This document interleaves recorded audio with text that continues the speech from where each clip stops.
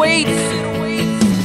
Marami pang dahilan para sumaya. Di mahalaga kung wala kang pera sa bulsa. Ang mahalaga dito ay huminga ka ba sa bukit ng iyong palad pero pa magagawa. Lahat naman ng bagay na kukuha sa tiyaga. Basta ang tiwala sa sarili magbabawala. Dahil ang takot ng tao'y nasa isip lang. Sa hamon ng buhay, sarili lang ang kalaban. Ano man na nakalipas din ang pwede balikan. Pero pwede kang bumawi upang iyong higitan. Kayo ang ibang ang bukas kung pwedeng gawin ngayon. Samantalaki muna ka ba may pagkakataon. Ang iyong kaligayahang bigyan ng kasagutan. Iwan na ang panaginip na may tinakatuparan. Nabuti na ang pangarap kung gusto mo makagila. Paligayang hinahanap, kailangan mo magsumika. Ang kalungkutan ay parang isang sakit na nakakahawa.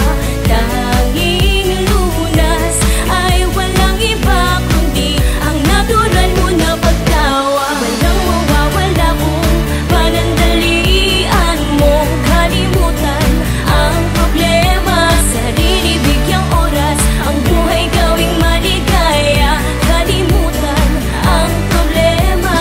Kahit na nahihirapan ay pinadali ko ang buhay. Mapag-aaning kahit gano'ng kabigat, di lang matamis pati mapait ay nilalasap. Kailangan maging matatag para sa hinaharap. Ito ang laban na matira matibay. Mga nagmamahal sa paligid nagpapatunay. Lamang nasa laban ay hindi ako nag-iisa. Kaya para sa kanila handa ako magtiis pa. Mga sagabal ay hindi nagpa-apekto. Yan ang isang bagay na masasabi na kumpleto. Dahil kahit anong gawin hindi mapiperfecto. Sa buhay ang sekreto, ang pagiging kontento.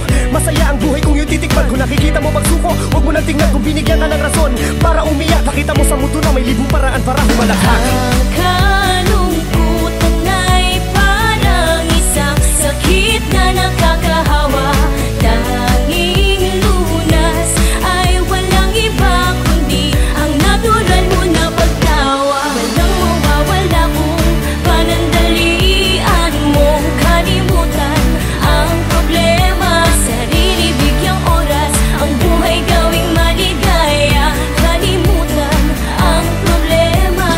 Magmula ngayon ay simulan mo na hanapin. Nag-iintay na tandaan sa iyong palad nakaguhit. Dahil kung ngayong katapusan ng buhay na pinahirapan mo isoli, masasabi mong ito'y nasulit. Kung ako man nagkasala sa kasiyahang ninakaw, tatanggapin ang kaparusahan na nakapataw. Oras ay merong hangganan na bibilang na ang araw. Gawin mo na ang misyon mo dito sa mundong ibabaw. Buhay natin ay hiram, yan ay dapat mong alam.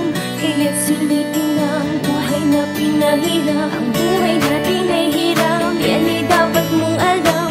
Kaya't ang buhay